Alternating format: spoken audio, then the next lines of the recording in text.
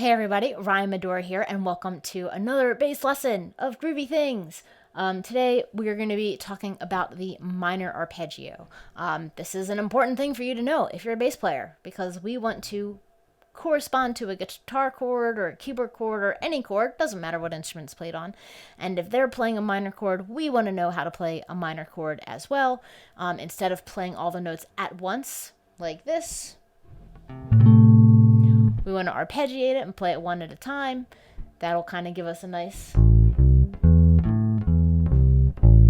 vibe, and it's important to know how to do that. So we're going to learn right now. This is also inspired by a column that I wrote recently for Bass Player magazine. So if you subscribe to the magazine, you probably will come across a minor arpeggio column, and if you don't, then you can also learn about it right now, or you can head over to my Patreon page or my TrueFire channel to get tab and notation for this lesson and to learn more about all kinds of fun, basic things. So to get started, let's learn a little bit about our minor arpeggio. We're going to be playing first an A minor arpeggio. We're going to have the notes A, C, and E, and this is probably the easiest way to finger the minor arpeggio at first. I'm kind of adhering to my 4-fret span using my first finger on the A on the 5th fret of my E string, reaching up with my pinky to get the minor third, and then using my ring finger to hit the 5th E. Now, there are a couple different ways to finger minor arpeggios on the fretboard, and we're going to go over them, but the most important thing that you know is the conceptual aspect of playing this minor third. The difference between a major chord and a minor chord is the third. In both situations, we can have a root note and the 5th that are going to stay the same. So in a major chord, you would have A, the major third would be C sharp, and the 5th would be E. In A minor, we want to lower that third by a half step, and we have A, C, and E. So again, the root and the 5th remain consistent, and the difference between the major and the minor is that third. So one cool thing is with the A minor arpeggio, we have no sharps and no flats. We have A, C, and E, and there you go. You got your minor arpeggio. You could also play it in a different way. If you wanted to start with your second finger, you could reach back and get the C on the 3rd fret of your A string, and then jump up and hit the E with your pinky, or you could even play it this way.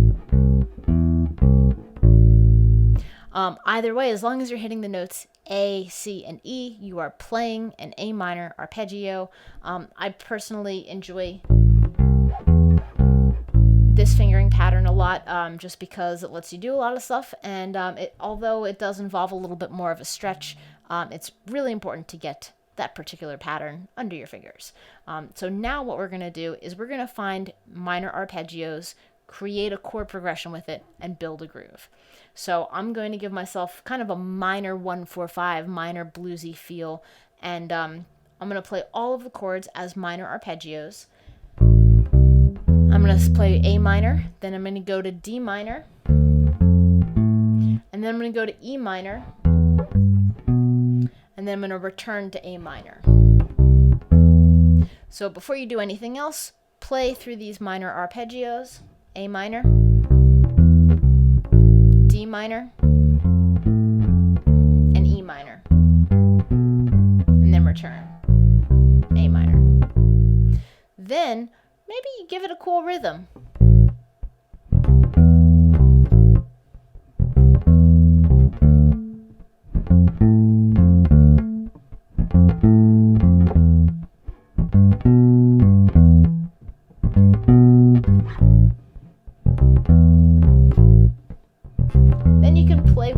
The fingering pattern. I'm going to play the A minor the same way as the D minor.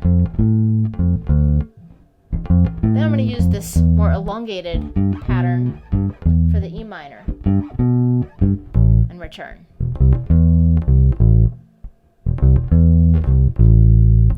And there is your groove, just using the notes of the minor arpeggio to outline the chord and play something groovy. Kind of reminds me of an Amy Winehouse kind of thing.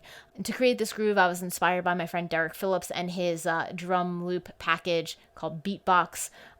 It's a really great package of really interesting and creative drum loops that are just great things to be inspired by and come up with grooves and play along too. So you can find out more about that by checking out some of his videos. But in the meantime, it's just a great way to groove along to some funky drums, which is what I love doing. So I hope you dug this. Get these minor arpeggio patterns under your fingers. Check out the column in Bass Player Magazine. And don't forget to head over to either my Patreon page or my True for Art channel to get tab and notation for this groove. So have a great day, everybody. Happy practicing. Keep it groovy.